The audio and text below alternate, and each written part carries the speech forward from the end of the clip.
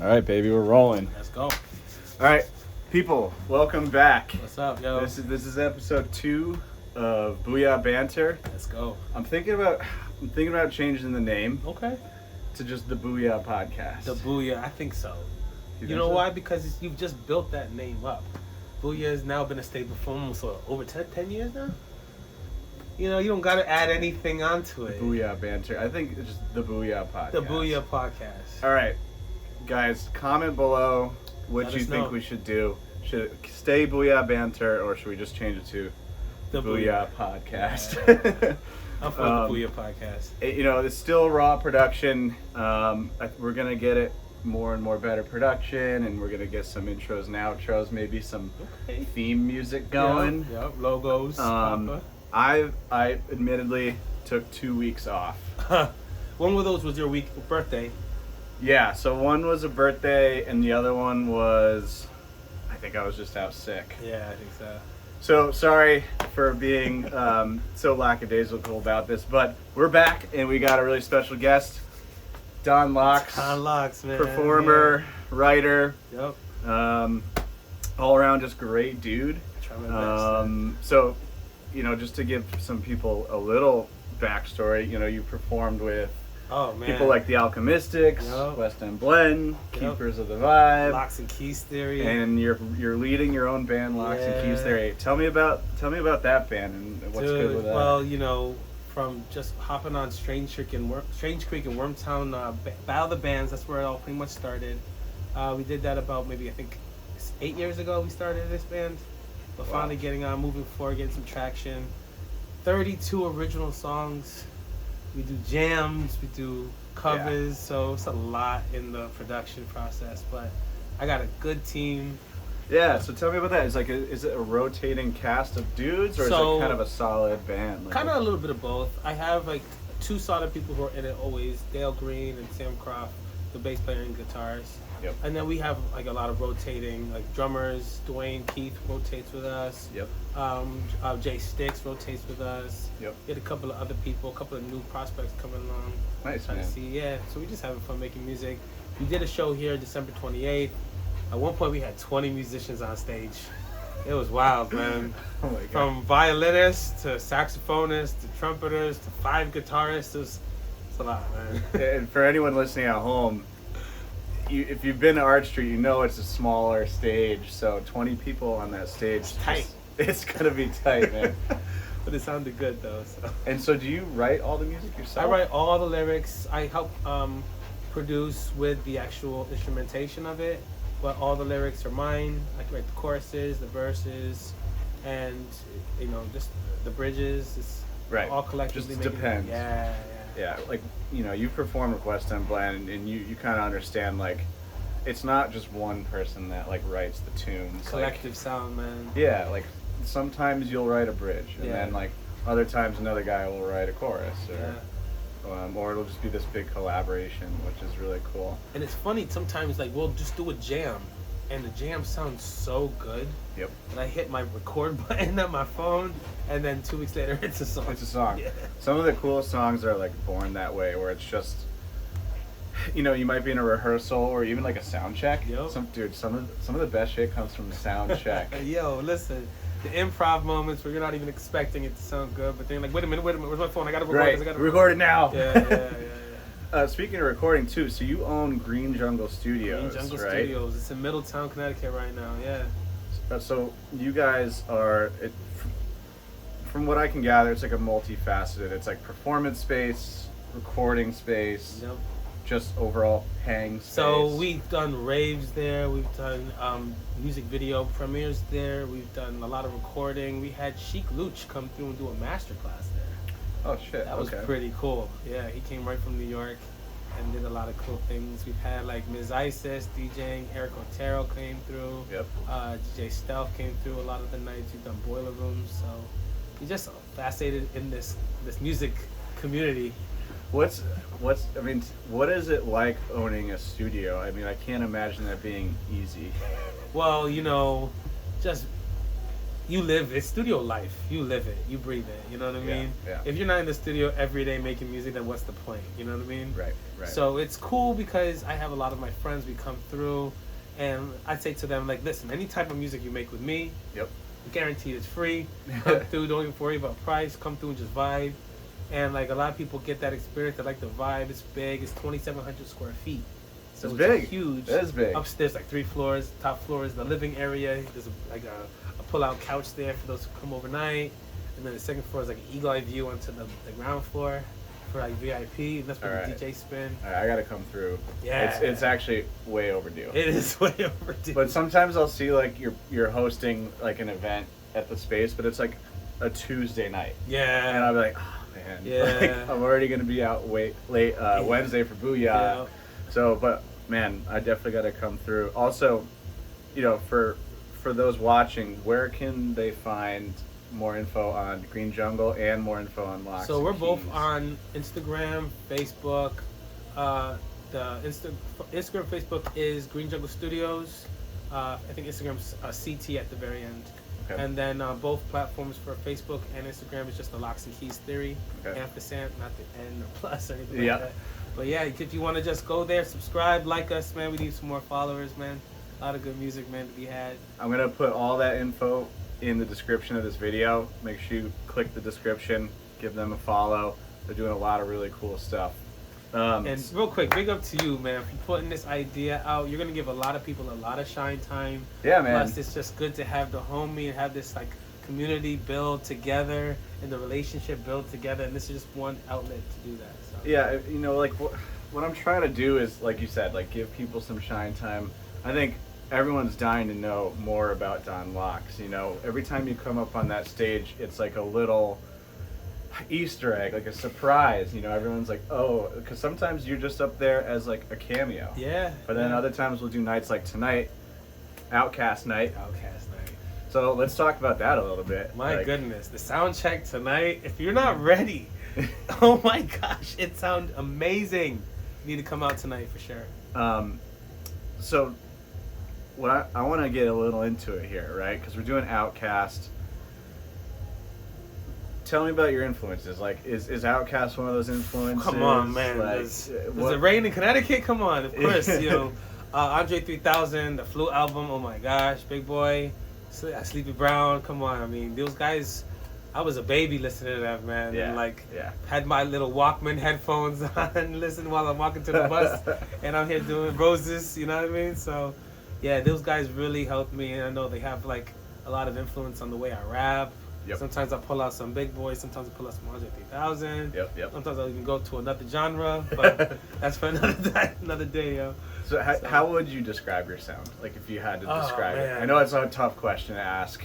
Well, for those who don't know me, I was born in Jamaica, raised in England, moved to Connecticut. So I have a little bit, yeah, right, it's a lot. I got a little bit of British, you know, in the way I speak sometimes. I sing like reggae or sometimes like raga if it's over EDM. I sing, I rap, and my favorite thing in the world is freestyling. I love being able to just do it improv, have the words come in like a sorting hat, and just I'm playing cards, man, deal with it. Yeah, that's one thing I always thought you were just so good at, is just like going like straight off the top. Yeah. With no plan, you know, we could just call you up and you'll just get up there, and it's almost like you had it all written out beforehand. And that stuff blows my mind. Like, yeah, I still think about mean? it. It's like, how can I do that? All right, so you have like a lot of that like background influence like from your childhood, right? Yeah. Like growing up, you said. Well, my dad was a musician too, and Okay. his influence was like Al Green, Sam Cooke, Aretha Franklin. Yeah. So I was in the house with the vinyl just it was spinning in the background. So I Yeah. absorbed a lot Yeah. when I was younger, and then at the age I think it was like 12, I started rapping for the first time. I was gonna ask you about this, but never you're stopped. so 12 years old. 12 years old. Yo. Can you remember like the moment where you're like, I want to perform? Like, So- maybe I can do this. Yeah, so like I was like big into church back in the day, and like I used to sing in the choir, so that's where I got my singing voice from. Yep. But they gave me an outlet to kind of do some rap, which is crazy, yo. Christian rap is like, Yeah, whoa, yeah, like, yeah. that doesn't even exist. Type of thing. But it was the first thing that pulled me into the thing, And then after that, I just started getting onto different venues, different acts. Like, I've opened up for KRS-One. I spit in front of what was it? Danny from Run DMC. Yep.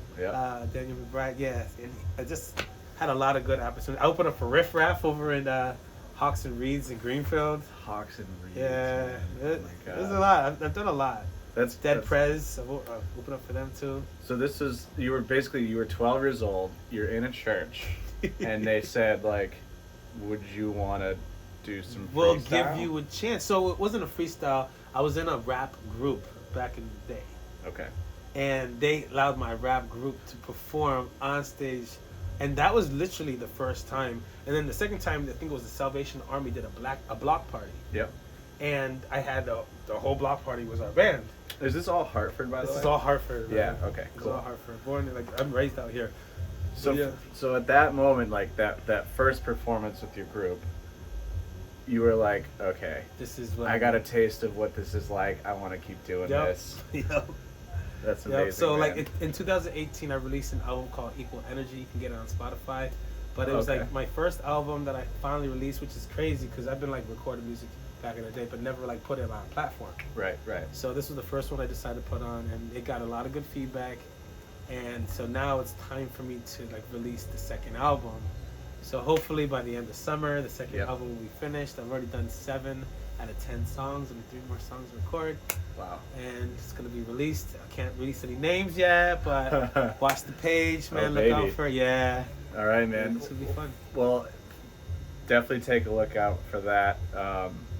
Make sure you let me know too, I so will. I can promote it for you. Definitely, yeah. One thing is, as you're a father now, you're a homeowner now. Yes, I I'm a am. homeowner.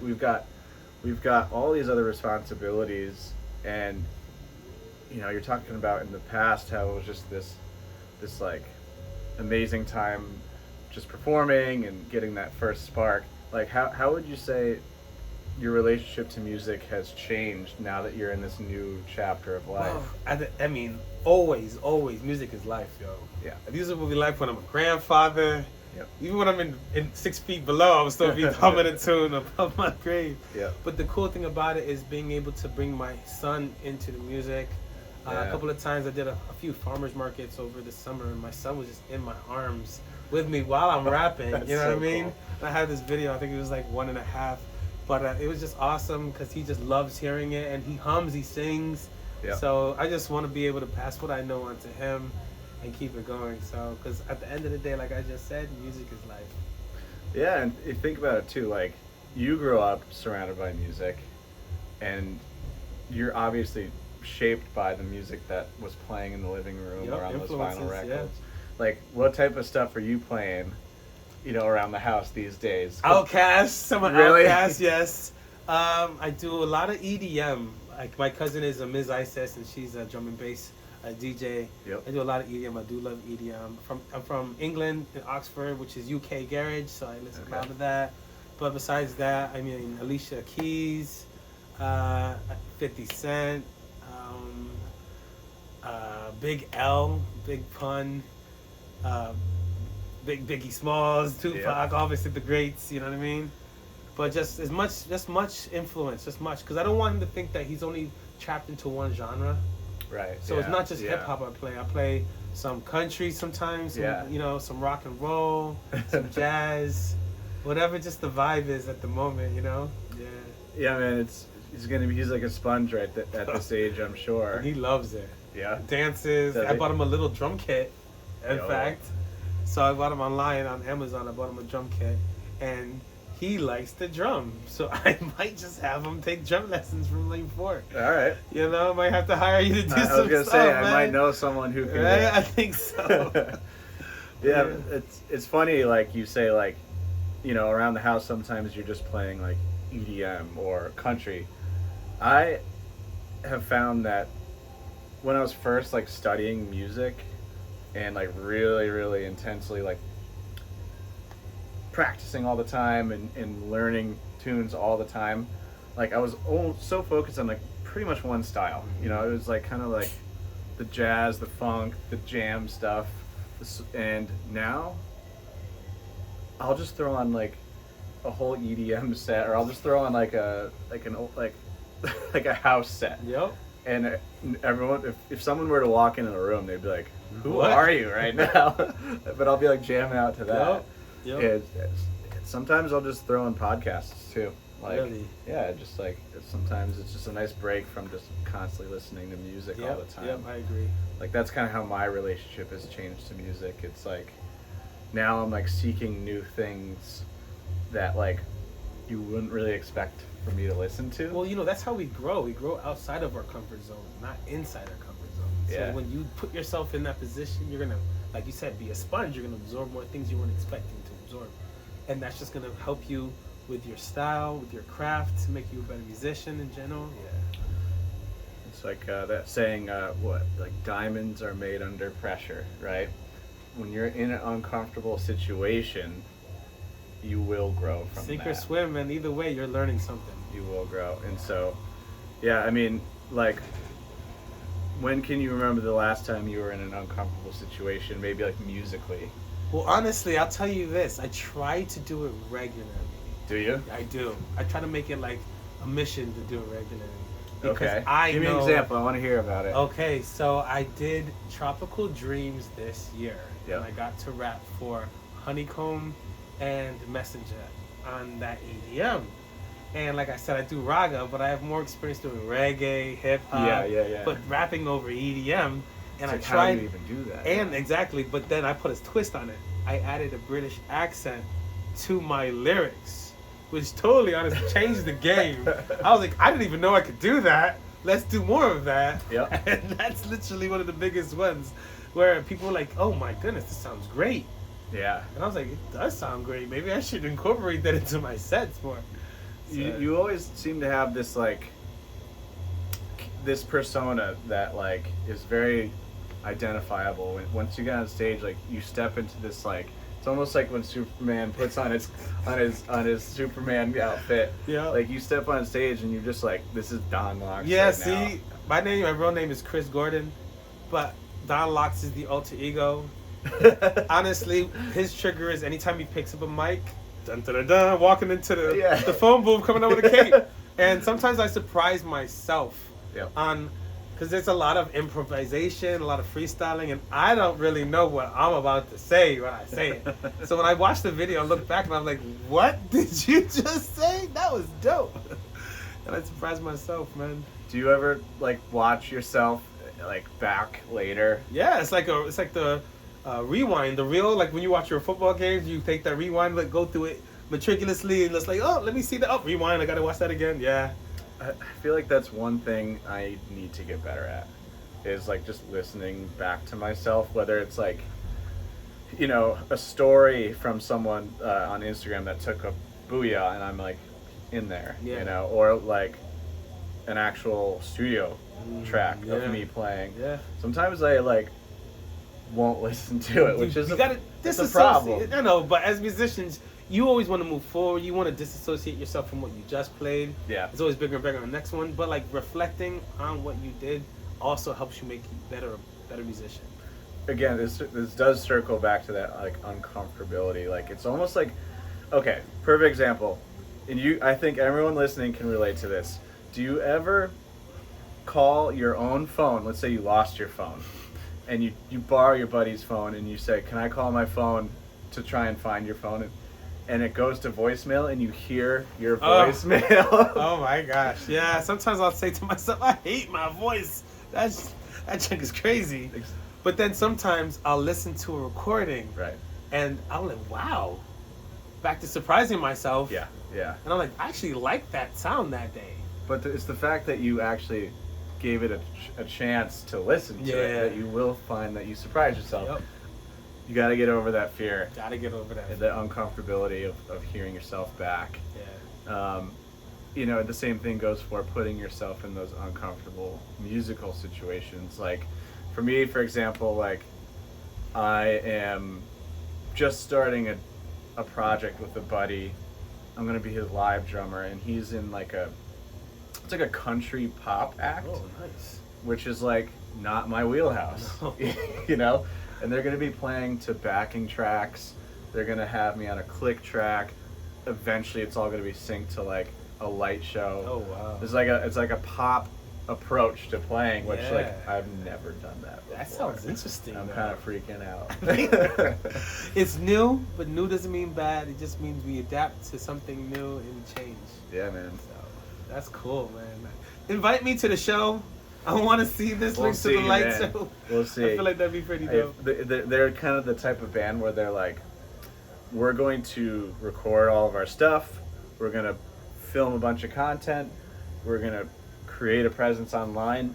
And then and only then will we book a show. Gotcha. Whereas like, you know, cats in our scene, we're all about, let's start playing live as soon as possible. Yeah. Yep. Let's get out there. Let's get seen. Yep. And then like the content and the recording stuff is almost like the after. Yeah, it comes later. To the live Yep, performance, yep. and that's almost like a Connecticut music scene thing as like a I can see that. in a big way. Yeah. We've almost been like conditioned by a lot of the other Connecticut bands. Like, I don't know of many studio Connecticut bands. There are, you know, There are. and people listening right now are probably naming them off right now. Right? I know this guy, this guy, Like- this man, this man. My boy Rob from Bronze Radio, they like did super well with their studio stuff, and they're Nice. Connecticut, you Oh, know, University of Hartford. Nice. But like, for the most part, like we just grew up around these people that were like, get on stage, get your live act together first, and Yep. then get all the other stuff. Yep. So this is gonna be new for me. Okay. But anyways, tell me before we kind of sign off here, what do you want to promote? What do you want to plug right now? So, I got a small project named LOXology. So that's just me, a drummer, and a DJ promoting my first album. I Yep. do that a lot. Locks and Keys Theory. Yep. I love those guys. We've got a lot of shows coming up. Anyone you want to dates. plug right here? I would love. Like, you mean A individual? date, yeah. Yeah, I would love to, but I still got to call and like Okay. booking so and it's not no, confirmed no, yet. no. Okay. Because we just did December. Okay. And Okay. they don't want to oversaturate. You got it. But yeah, we have a couple. I'd say just check the Facebook. Yep. I'll post all the dates on Facebook if you're really interested. And a lot of advertising on my own personal. But yeah, so we just can't wait to just keep waking the moves. Yeah. Like I said, I'm pushing out the second album. It's going to come out by the end of the summer. Yep. And anything else random, you'll just see me on Check random out Green stages. Jungle Studios too. Yeah, Yep. definitely. Some of the late night after hours that we be doing is pretty cool too. Yeah. And of course, come check out Booyah. We play every Wednesday night, Arch Street Tavern. Yep. We do a different theme. Tonight is Outcast. You ready to have a good show? Oh man, That's we're gonna tear it up tonight, man. Hell yeah. Yeah. Thanks again, guys. Bye guys. Comment, like, subscribe, share this video. We need more people to watch these videos. So, love you all. Thanks. Peace.